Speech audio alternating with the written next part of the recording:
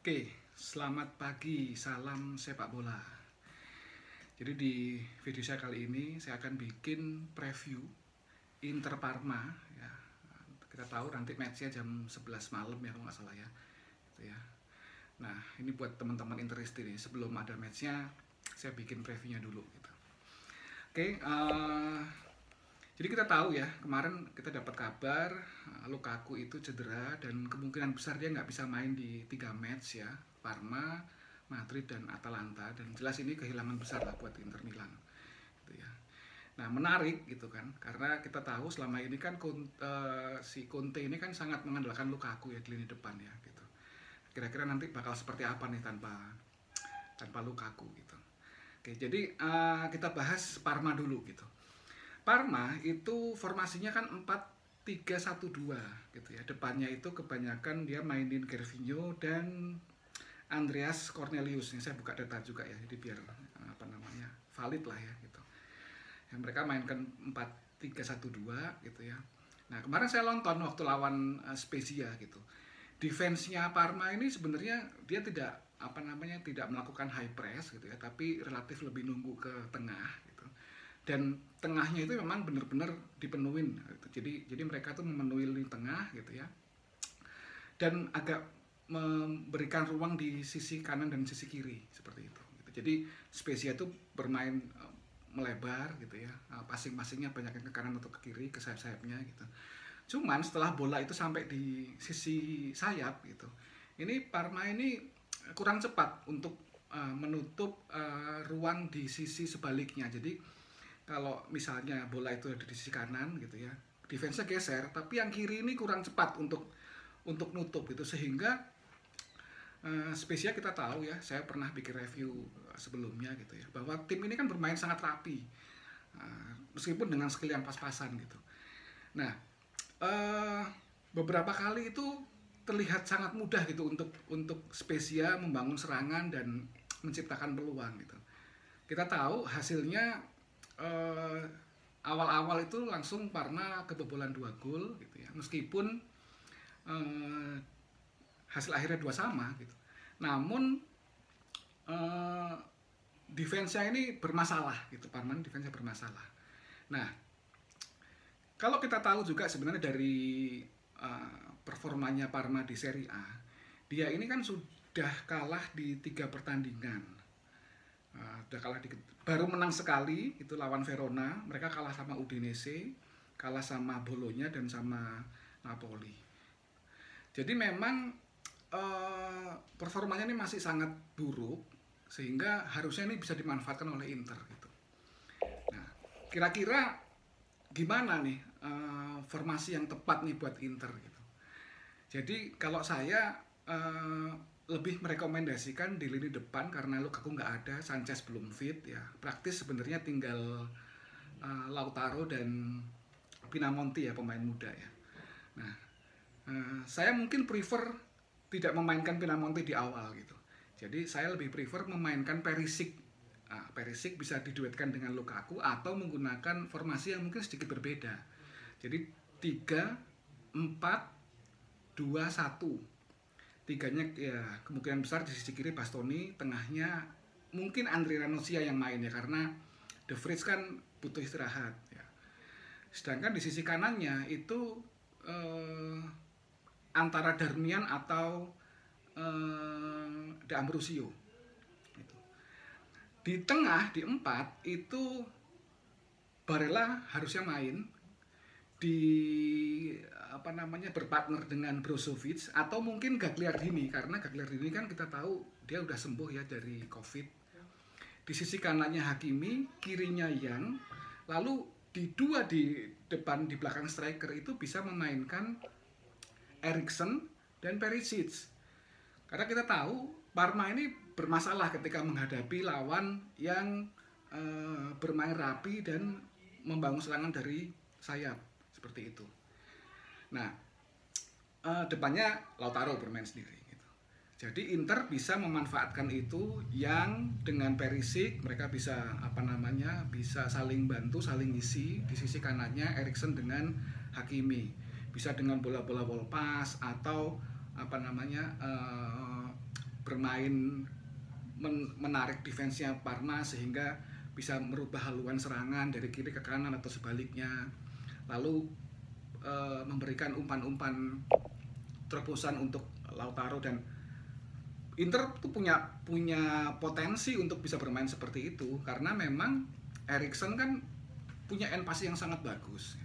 Perisic ya di Munchen dia bermain sangat baik. Mungkin memang di Inter belum terlihat ya kemampuannya karena sama Conte kan dia dipasang di left wing back ya. Dan ini memang bukan posisi idealnya dia gitu. Mungkin kalau dia dipasang di depan untuk menyerang bisa jauh lebih maksimal dan lebih bagus. Nah, secara ofensif harusnya tidak ada masalah meskipun Lukaku nggak bermain. Jadi bisa menggunakan variasi dari kanan dan dari kiri. Ya, kalau itu macet, ya Inter masih punya Raja Nainggolan bisa dimainkan gitu ya. Dan mungkin Pinamonti bisa diberi kesempatan. Dan ini sebenarnya juga match ini harusnya bisa sebagai ajang pembuktiannya Eriksen karena kan di wawancara kemarin dia bilang ya kalau saya nggak sering bermain ya tanya Conte gitu. Mudah-mudahan ini bukan bukan satu curhatan gitu ya, tapi lebih kepada ya memang pelatih ini punya andil yang besar untuk menentukan skuad dan memang selama ini kita tahu Eriksen belum maksimal di Inter. Jadi itu dari sisi offense. Bagaimana dari sisi defense? Nah, Parma itu sebenarnya kan punya penyerang yang relatif mengandalkan speed ya. Kita tahu Gervinho kalau dia memainkan Ian Caramo ya itu pemain-pemain yang tipikalnya lari. Mereka harus punya space yang space yang luas, space yang panjang untuk lari gitu. Dan mereka punya kemampuan untuk itu gitu. Nah, sedangkan tipikalnya si Cornelius ini kan tipikal pemain yang besar yang tidak punya speed tapi dia bisa heading, dia bisa mengeksekusi peluang-peluang di depan gawang dengan cukup baik. Nah, cuman memang kalau dilihat dari statistik, ya, gol-golnya Parma ini hampir semua dari lini kedua. Bukan hampir semua, mungkin semua ya, kecuali yang Caramo yang udah satu gol gitu. Jadi si Cornelius ini belum cetak gol, Gervinho belum cetak gol. Ini masalah utama lah buat Parma. Gervinho sendiri di musim ini itu bermain kurang begitu maksimal, kurang begitu bagus. Padahal kita tahu ya di tahun kemarin itu kan duetnya dia sama Kulusevski ini kan cukup baik dan cukup mengancam beberapa lawan-lawan yang berat seperti itu. Nah, ternyata di musim ini mereka belum cetak gol. Kebanyakan golnya itu dari Hernani yaitu midfielder, itu. Jurakuka, Gaglio yang defender sama Yasmin Kurtic. Mungkin Yasmin Kurtic dan Hernani kan ini rohnya permainan Parma saat ini ya. Parma memang telah membeli mungkin 7-8 pemain, tapi sebenarnya saya terus terang nggak terlalu tahu ya pemain-pemainnya Parma yang baru. Mungkin ada satu ya, itu Milan Ciprien ya. Ciprien ini dari Nice. Dia di Liga Prancis bermain cukup bagus. Saya sempat lihat matchnya 1-2 kali lah Nice ini. Gitu. Jadi Parma itu dari sisi penyerangan mereka relatif mengandalkan counter attack dan mengandalkan tendangan-tendangan jarak jauh dari sisi kedua dari pemain-pemain tengahnya gitu. Nah mungkin kita tahu memang Inter kan kelemahannya di transisi defense ya. Mereka sering terlambat cover sehingga beberapa kali gol-golnya Fiorentina, golnya Milan itu kan berawal dari situ gitu. Nah mungkin itu yang perlu diwaspadai sehingga double pivotnya ini memang Gagliardini dan ya antara Barella atau Brozovic atau mungkin Vidal ya. Tapi Vidal kayaknya sih diistirahatkan ya. Itu memang harus benar-benar bekerja keras. Gitu. Jadi itu prediksi saya harusnya Inter tetap bisa ambil match ini karena match ini penting ya untuk perjalanan Inter ke depan ya, untuk memperebutkan Scudetto, karena kita tahu memang Inter kan ditargetkan untuk Scudetto.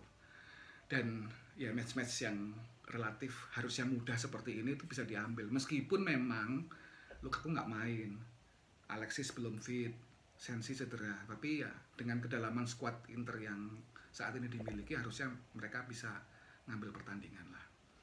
Jadi itu kita nonton nanti malam, semoga Inter Milan bisa mengambil poin penuh dan tetap bersaing di papan atas dan bersaing untuk Scudetto. Ya, jadi kira-kira seperti itu analisa saya, preview saya gitu kan. Semoga bisa dinikmati oleh teman-teman terutama Interisti. Oke, selamat pagi. Salam sepak bola.